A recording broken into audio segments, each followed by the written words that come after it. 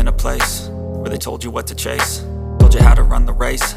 Every move was on the page, but I didn't like their way. Had to fight and misbehave, had to find a way to change. Assalamualaikum warahmatullahi wabarakatuh. Halo sahabat YouTube, apa kabar semuanya? Salam sehat dan salam sejahtera bagi kita semua. It's how I understand what I want in this place, see, cause everybody wanna tell you bad things. What could go wrong, what fame brings, but success is a finicky thing, and if you ain't sure, no, it'll never be. Bagi pecinta MotoGP, pasti sudah sangat update bahwa wilayah ini dijadikan sirkuit Mandalika 2022. Mandalika terletak di Lombok Tengah, Nusa Tenggara Barat. Saat ini menjadi lokasi balap sepeda motor skala internasional.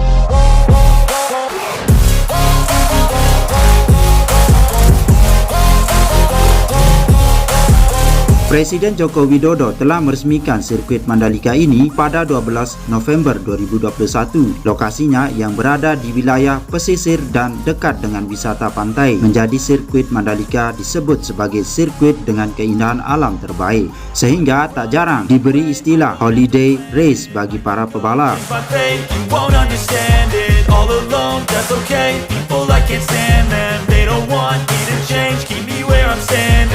Selagi menunggu persiapan tanding balap MotoGP, kamu juga bisa menikmati keindahan Mandalika melalui tempat-tempat wisata yang di dekat-dekat area sirkuit.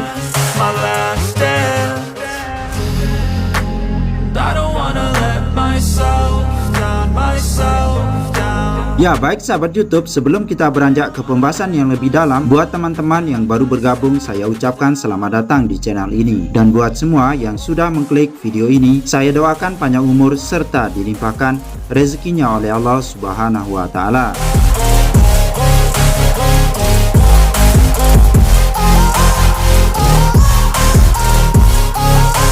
Track Improvement Sirkuit Mandalika mulai digarap Mandalika Grand Prix Association atau MGPA. Targetnya di September nanti bisa selesai, kata Direktur Utama MGPA Pirandi Satria.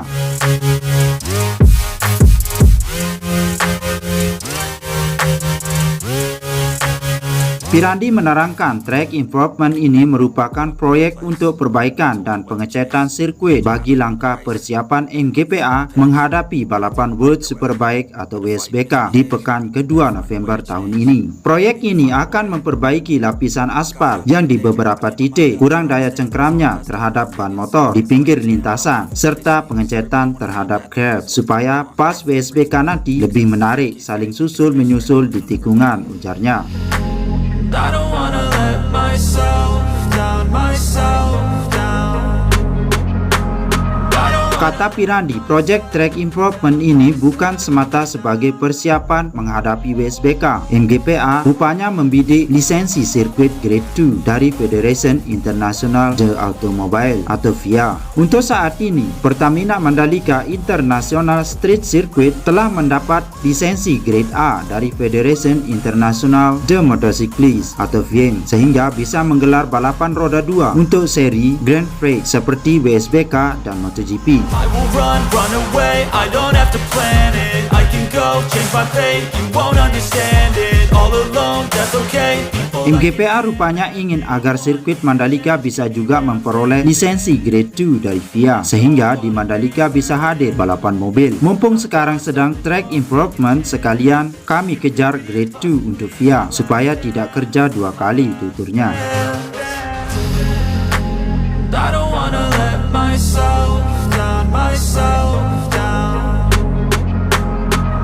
MGPA telah menunjukkan konsultan asing yang memegang checklist dari FIM untuk apa-apa saja yang perlu diperbaiki di sirkuit Mandalika. Checklist itu kemudian ditanyakan juga ke FIA apakah improvisasi dari FIM tersebut bisa juga mencakup lisensi Grade 2 dari FIA. Nanti akan dicari jalan tengahnya, sehingga ketika project track improvement ini selesai, sirkuit Mandalika punya Grade A untuk FIM dan Grade 2 dari FIA, harap Pirandi.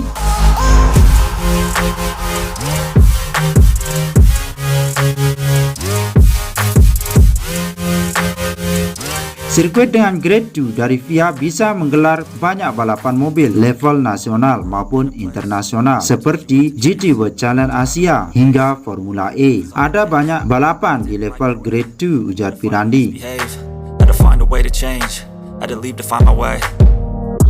caught up in a daydream. I beat my mind up there almost daily. It's how I pass time, no opinions safely. Disinggung soal Grade 1 untuk Formula One, Pirandi menyebut MGPA bisa saja melakukan improvisasi. Pirandi menyebutkan MGPA bisa saja melakukan improvisasi sirkuit agar mendapat lisensi dari Grade 1 dari FIA. Hanya saja, belum tentu penyelenggara Formula One mau menggelar balapannya di Mandalika. Ada banyak pertimbangan agar balapan F1 digelar di satu sirkuit, dan yang dinilai bukan soal lisensi Grade 1 sirkuit saja, tapi juga soal akomodasi hingga infrastruktur penunjang lainnya. Misalnya, harus ada ribuan kamar di hotel bintang 5 dan 4. Aksesibilitas menuju sirkuit harus tanpa macet.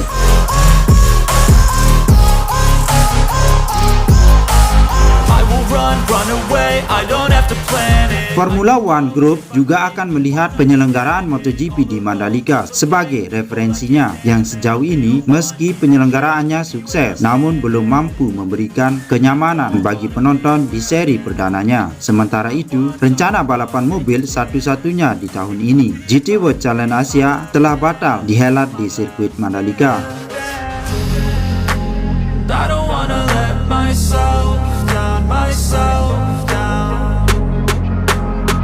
Ini situasi yang disayangkan, namun kami tidak punya pilihan selain membatalkan acara tahun ini, kata CEO Direktur GT World Challenge Asia, Benjamin Panasovisi, dalam rilis resminya.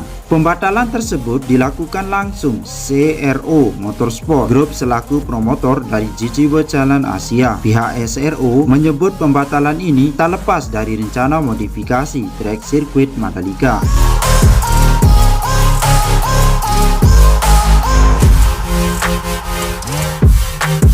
Pertamina Mandalika International Street Circuit memiliki trek yang disesuaikan dengan event balap motor. Adanya rencana gelaran GT World Challenge Asia yang merupakan balapan mobil mengharuskan perubahan-perubahan pada trek. Every move was on the page, but I didn't like their way. Had to fight and misbehave, had to find a way to change.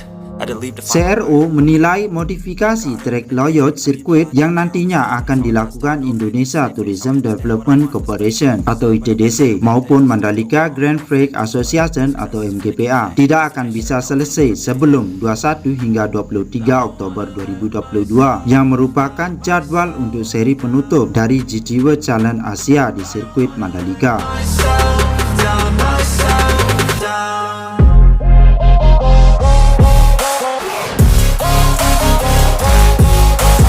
Hanya ini kutipan dari saya, jangan lupa like, subscribe, tekan tanda lonceng, dan share, supaya bisa terupdate oleh video-video baru dari channel ini. Semoga bermanfaat.